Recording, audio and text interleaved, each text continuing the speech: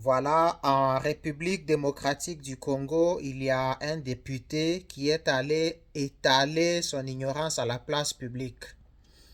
Puisqu'en plein hémicycle, le député a déclaré, pince sans rire, que la philosophie n'était pas importante. Donc il estime que les autres disciplines le sont.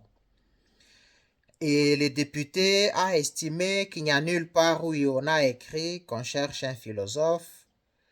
Donc la philosophie et les philosophes ne sont pas importants. Ici, je voudrais dire à ces députés incultes que chaque société a été conçue grâce aux idées. Chaque société a ses philosophes. Chaque société a ses repères. Si vous allez chez les Allemands, vous allez voir que les Allemands s'identifient dans la philosophie de Nietzsche qui a prêché le surhomme. Dans son livre Ainsi parlait Zarathustra, Nietzsche annonce le surhomme. Il déclare que l'homme, c'est quelque chose qu'il faut surmonter. Et en plus de cela, si vous continuez, Nietzsche essaye d'expliquer les étapes par lesquelles l'homme devra passer. Il développe la théorie de la métamorphose de l'esprit. Donc la volonté de puissance des Allemands, c'est donc une inspiration de leur philosophe Nietzsche. Et si le président d'un certain pays veut faire de son pays l'Allemagne de l'Afrique, c'est puisqu'il y a une Allemagne qui existe quelque part, cette Allemagne a été conçue par des philosophes. Et si vous allez en France, souvent les Français, on les appelle les cartésiens. C'est en effet puisqu'il y a eu un philosophe du nom de René Descartes qui a développé sa philosophie basée sur la raison. Et les Français estiment qu'ils doivent finalement s'identifier au rationalisme. Donc c'est la raison pour laquelle la France est identifiée au cartésianisme. Donc René Descartes disait que n'est vrai que ce qui passe par la raison, ce qui est clair et distinct. Donc il a renvoyé les doutes. Tout ce qui échappe aux doutes est vrai. Actuellement, si le président Félix Tshisekedi dit quelque chose, les gens en doutent la véracité et que donc il n'est pas raisonnable et que donc le raisonnement de Félix doit être réfuté. Donc, dans le raisonnement de Félix passe par le doute et que donc il n'est pas vrai, il n'est pas correct, il n'est pas cohérent. Ça, ce sont les Français. Ils s'identifient au rationalisme de leurs penseurs et leur société a été conçue avec cette inspiration de René Descartes. Et un peu plus tard, au XVIIIe siècle, il y a eu d'autres philosophes qui ont essayé de marcher dans la logique, dans la lignée de René Descartes. Et ces philosophes, on les appelle les philosophes des Lumières. Parmi eux, on cite les plus éloquents. C'est donc Voltaire, entre autres, Montesquieu, Jean-Jacques Rousseau. Puisque si vous écoutez les interventions du député inculte, à un certain moment, il parle de l'État. Puisque je suis allé un peu fouiller, farfouiller, regarder à quoi ressemble ce député inculte. Je l'entends quelque part dire, voilà, l'État doit avoir un contrat social avec la population. Il parle du Léviathan.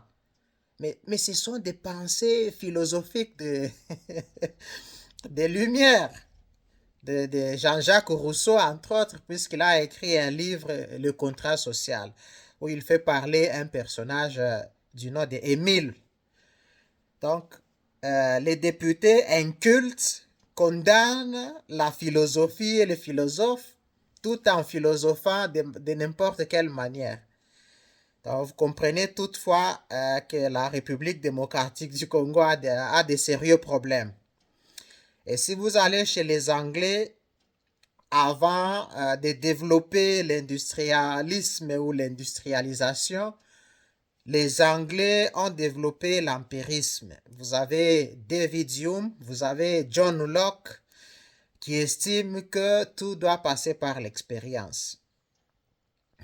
Donc vous comprenez qu'ils ont développé leur société et les Anglais se reconnaissent par leur théorie de l'empirisme, donc l'expérience. Et si vous allez un peu plus tard à l'époque contemporaine, vous allez retrouver des philosophes qui ont compris qu'il ne fallait pas séparer la raison de l'empirisme. Donc ce sont les idéalistes transcendantaux qui développent la phénoménologie philosophique. Je sais que tout ça, ça va échapper à ces députés incultes. Donc là, on parle du commerce entre la raison et l'expérience. Les deux doivent marcher ensemble. Et c'est la raison pour laquelle quelqu'un comme Emmanuel Kant disait que la théorie sans la pratique est tout à fait vide de sens et que donc la pratique sans la théorie ou vice-versa, la théorie sans la pratique est vide et la pratique sans la théorie est aveugle. Donc, vous comprenez que les deux doivent aller de pair, et la théorie et la pratique, et l'expérience et la raison. Et dans la philosophie classique, si vous retournez dans la Grèce antique, vous verrez qu'il y a eu des gens qui séparaient aussi le réalisme de l'idéalisme. Et tout cela a été finalement résolu dans la philosophie contemporaine, puisque dans sa façon de voir les choses, eh bien, les deux doivent marcher ensemble. Et si vous allez chez les Américains, ils s'identifient dans leur théorie du pragmatisme. Donc, c'est la philosophie pragmatique qui caractérise les Américains. Les Américains veulent les résultats, ici et maintenant. Avant de faire quelque chose, ils se demandent quel en sera le résultat. Donc, vous voyez que chez les Américains, il y a Charles Peirce et quelqu'un comme William James qui ont développé la théorie du pragmatisme. Ça veut dire que chaque société a ses repères. Et que donc, la République démocratique du Congo devait aussi avoir des repères. Puisque si vous prenez le président Kasavubu, qui lui avait eu la chance d'étudier la philosophie chez les prêtres, vous aviez vu sa manière de se comporter. Donc c'est quelqu'un qui savait rendre la monnaie à la pièce de donc à la caisse, dans la caisse de l'État. Quand il effectuait ses voyages, il revenait retourner l'argent dans la caisse de l'État. Puisqu'il a étudié la philosophie, il avait un esprit critique et autocritique. Il ne pouvait pas donc faire n'importe quoi. Puisque la philosophie met beaucoup plus l'accent sur l'éthique, le bien à faire et le mal à éviter. La philosophie met l'accent sur la logique. La philosophie met l'accent sur l'épistémologie, qui est donc la théorie de la connaissance. La philosophie met l'accent sur la nature, le cosmos, le monde entier. Donc, la philosophie en soi englobe tout. C'est donc la totalité du réel. La philosophie passe par le théos, donc qui est notre Dieu, ou l'être supérieur, l'être dont on peut concevoir le plus grand, celui que l'on peut appeler les démiurges, celui qu'on peut appeler l'absolu, l'être suprême, et ainsi de suite, l'idée du bien. Et il y a l'anthropos, c'est donc l'homme.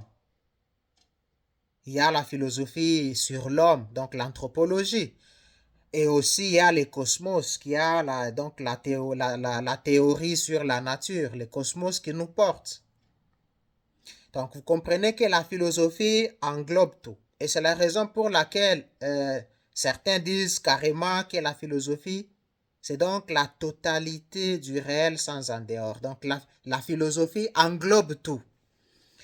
On ne peut pas venir pince sans rire devant les grandes personnalités et dire, eh bien, la philosophie n'est pas importante, on n'engage pas de philosophes. Si vous prenez le cas de Laurent Désiré Kabila, qui avait étudié aussi la philosophie, vous aviez vu sa façon de faire les choses. C'est donc quelqu'un qui avait des repères, il avait des idées. On voyait qu'il n'était pas, il ne pouvait pas signer n'importe quoi, il ne pouvait pas accepter n'importe quoi.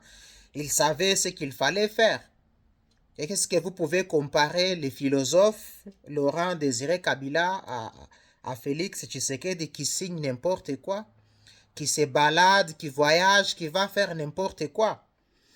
Nous avions demandé à Félix qu'à la place de voyager, d'effectuer des périples à travers le monde, il pouvait s'asseoir pour étudier un peu de philosophie, regarder un peu dans l'histoire de la pensée. Est-ce que les autres gouvernants, leaders, présidents, empereurs, présidents avaient fait dans le passé pour développer leur pays? Il pouvait s'asseoir.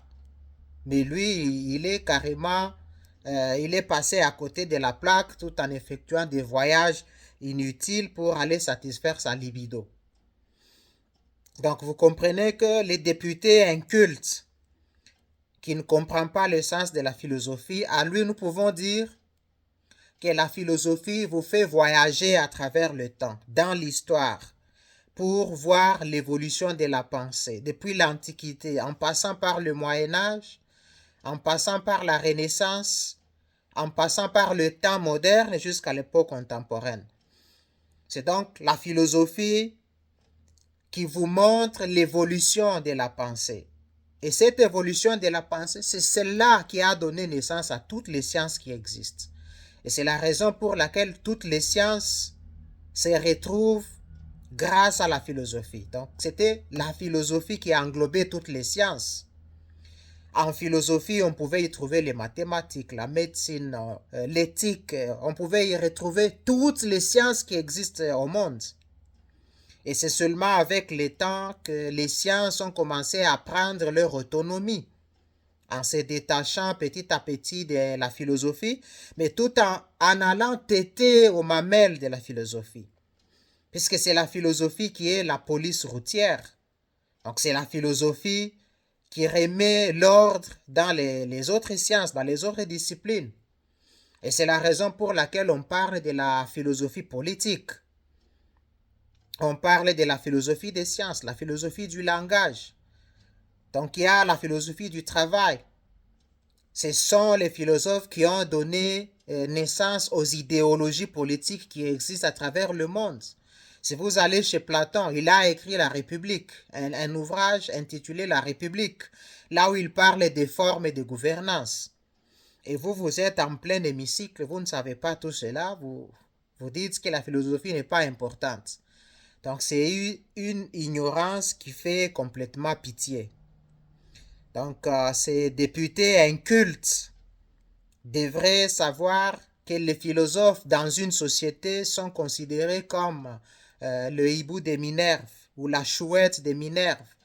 Donc c'est hibou qui prend son envol au crépuscule. C'est hibou qui annonce, qui dit aux gens, qui interpelle sur ce qui doit être fait et ce qui ne doit pas être fait. Donc les philosophes, ce sont des repères. Et nous comprenons alors que la République démocratique du Congo n'a pas de repères, n'a pas de références. Et c'est la raison pour laquelle chacun fait n'importe quoi. Et la République se retrouve dans la rue. S'il y avait des philosophes qui gouvernaient la République démocratique du Congo, on ne pouvait pas participer, assister à toutes ces forfaitures. Puisque les philosophes, ce sont des gens qui ont contemplé les idées au préalable. Donc, ce sont des gens qui ont traversé le nirvana. Ce sont des gens qui ont été en contact avec les idées. Ce sont des gens qui peuvent diriger, gouverner, tout en sachant utiliser leur esprit critique. Donc nous sommes dans une république tout à fait bananière, où la république est tout à fait dans la rue, où il n'y a pas de repères philosophiques. Et pourtant, il fallait avoir des philosophes dans chaque ministère pour interpeller les gens à ne pas faire du n'importe quoi. S'il y avait des philosophes, des grands philosophes, on ne pouvait pas accepter à ce que les gens euh, qui se sont votés avec des machines, qu'ils puissent toucher entre 21 000 dollars jusqu'à 40 000 dollars.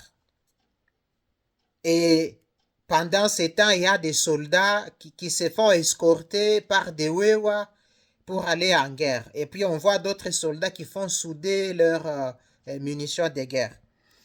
Donc on voit du n'importe quoi, tout simplement puisqu'il n'y a pas de philosophie, il n'y a pas de philosophe. À quoi est-ce qu'on peut identifier la République démocratique du Congo? Nous disons que les Allemands sont identifiés à Nietzsche. Nous voyons que les Français sont identifiés à René Descartes. Nous voyons que les Anglais, ils ont leurs penseurs. John Locke et David Hume. Chez les Américains, il y a des gens comme William James. Et au Congo, qui avons-nous? Nous devrions avoir des grands philosophes, mais malheureusement, plusieurs d'entre eux ont accepté de vendre leurs âmes au diable. Il y a beaucoup de grands philosophes que nous avions connus qui ont accepté d'être au service de Joseph Kabila, un garçon qui n'avait pas assez beaucoup étudié, mais les gens ont accepté d'être à son service. Et pas pour construire la société, mais pour s'enrichir. Malheureusement. Et tous les grands philosophes que nous avons au Congo, ils n'ont pas le courage de dire à Félix Tshisekedi qu'il n'est pas dans le bon. Puisqu'autrement, il va les amener dans des prisons clandestines de l'ANR et de la DEMIAP pour qu'ils soient sodomisés là-bas. Ça veut dire que la République démocratique du Congo n'a pas de repères. Donc nous sommes complètement perdus, nous n'avons pas de repères et nous voyons les résultats dans des hémicycles où ces gens-là qui se votent seuls, ou le président même qui fait les braquages. Donc tout ce désordre montre finalement enfin qu'il n'y a pas de philosophe. Et cela est complètement dommage et triste. Et je suis très malheureux à cause de ces députés incultes qui fait pitié à la place publique et le monde entier voit à quoi ressemble la République démocratique du Congo.